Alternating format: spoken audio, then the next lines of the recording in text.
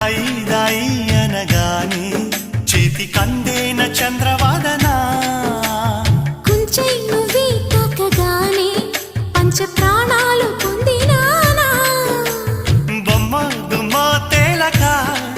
మారిపోయా నేనే బొమ్మగా ఏదో చిత్రం చేయగా చేరువయ్యా నేనే చిలిగా రెప్ప మూసిన తప్పుకోనని కంటి పాప ఇంటిలోన ఏరి కోరి చేరుకున్న